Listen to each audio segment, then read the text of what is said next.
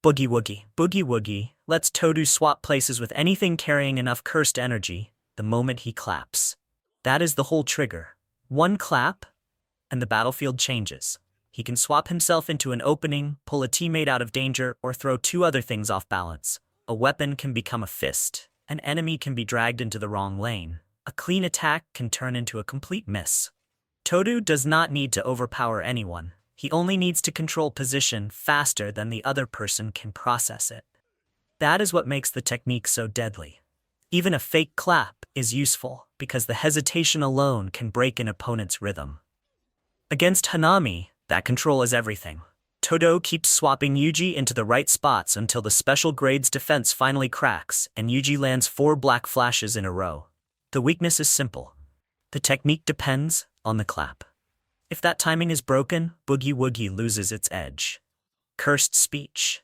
Cursed speech forces the listener's body to obey whatever Toge Inumaki says out loud. That sounds simple, but the technique has a real cost. Every command hits Toge's throat and burns through his cursed energy. The stronger the order, the worse the recoil. A command like "don't move" can be useful. A heavier one like "blast away" can tear him up from the inside if he pushes too hard. That is why he spends so much of his life speaking in food code instead of normal language.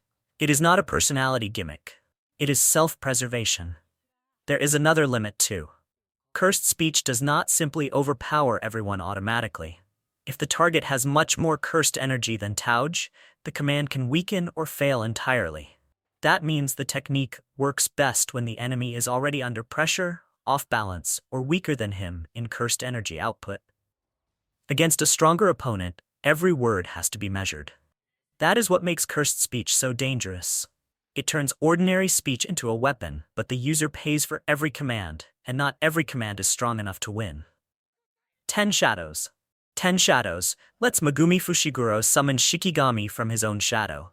It is an inherited Zenin technique, and Megumi has to earn control over each Shikigami through battle. He starts with the Divine Dogs, then expands his arsenal by taming more summons over time. The shadow itself is part of the technique too. It can store objects, conceal movement, and let Megumi slip in and out of shadow during a fight. So this is not just summoning. It is battlefield control, movement, storage, and offense all at once. That flexibility is what makes it so effective. Megumi can use different Shikigami for different jobs. Some track, some trap, some overwhelm. Some hit hard enough to force a response. He's not trying to win with one perfect attack. He's trying to build a fight the opponent cannot solve fast enough. Then there is 8-handled sword Divergent Sila Divine General Mahoraga. That is the real horror. Mahoraga adapts to attacks after being exposed to them, and once it adjusts, the same method stops working. It is one of the clearest examples in the series of a technique that becomes more terrifying the longer it survives. The drawback is brutal. The stronger the summon, the more it pushes Megumi's body to the edge, and Mahoraga is so dangerous that using it can become a death sentence before the adaptation even matters. Idle Transfiguration. Idle Transfiguration lets Mahito reshape the soul with a touch. That is why the technique is so disturbing. Mahito does not attack the body first. He changes the soul, and the body follows. One touch is enough to distort a human being into something else entirely. Strength, armor, pain tolerance, none of it matters much once the thing underneath has already been rewritten. That makes Mahito a different kind of threat from most fighters in Jujutsu Kaisen. He is not trying to break your body through force. He is deciding what your body becomes. That is why transfigured humans are such a nightmare, and why Mahito can keep changing shape himself in the middle of a fight. He can heal, reshape, and adapt because the technique is built around the soul, not the flesh. The weakness is just as important. Mahito needs contact. Without it, the technique does nothing. If he cannot touch the target, he cannot transfigure them. And if someone can hit the soul directly, that creates a real counter to his usual advantage. That is why every fight against Mahito becomes a race to stay out of range before that hand lands. Limitless and Six Eyes. Limitless lets Gojo control space. Six Eyes is what lets him use that power properly. Six Eyes is not a technique he turns on. He was born with it. It gives him extreme cursed energy perception and makes his control over energy almost waste-free. Limitless sits on top of that precision. Infinity, his default defense, makes the space between him and an incoming attack keep dividing, so contact never really happens. Blue pulls space inward. Red pushes it away. Purple combines both into a destructive collision that tears through anything in its path. That is why fighting Gojo feels impossible. You keep moving toward him, but you never actually arrive. Unlimited Void extends that same idea into the mind. Instead of blocking the body, it floods the target with more information than the brain can process, leaving them frozen before they can act. The technique is terrifying because it is not just one ability. It is defense, offense, control, and domain pressure all built into the same system. And without Six Eyes, Limitless would not function at anything close to this level. Shrine. Shrine is Sukuna's cursed technique, and at its core, it is a cutting technique. Dismantle is the basic slash. Cleave is the adaptive one, scaling itself to the toughness and cursed energy of the target.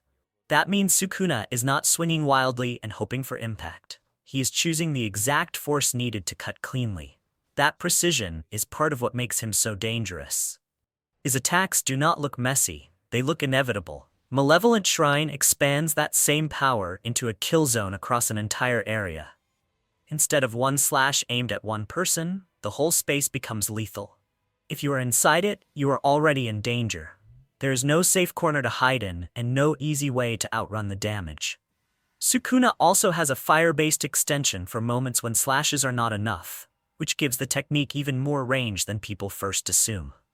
What makes Shrine so frightening is how efficient it is. It does not need style, it does not need build-up.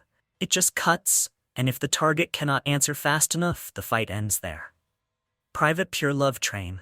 Hakari's technique is basically a gamble built into combat. Idle Death Gamble is the domain that powers it, and everything depends on whether the roll hits. If Hakari gets a jackpot, he enters a short but absurdly dangerous state, where his cursed energy becomes effectively endless and his body starts regenerating on its own. For 4 minutes and 11 seconds, he becomes incredibly hard to kill. That is what makes him such a problem. A fight that should end starts dragging on. Damage stops mattering the way it should. Injuries get erased. Pressure loses its usual meaning. That is why he can keep fighting Kashimo, even when the odds are ugly. Once the jackpot lands, Hakari stops playing by the same rules as everybody else. But the whole thing is built on luck. No jackpot means no miracle. Hakari is terrifying because he keeps betting his life on a roll that may or may not come through. Comedian turns anything Takaba genuinely finds funny into reality. That is the entire technique, and that is why it is so strange. Takaba does not need seals, chance, or precise combat timing. He just has to honestly believe the joke works. When it does, the world bends to the bit. A truck appears. Damage is ignored. A fight becomes a full absurd scene that follows the logic of humor instead of the logic of jujutsu.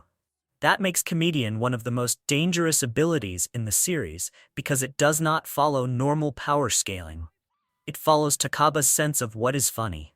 If he truly believes it, the technique can make reality cooperate. But the weakness is just as odd. Takaba does not fully understand his own power, so he cannot use it with precision. And if his confidence slips, the technique shuts down.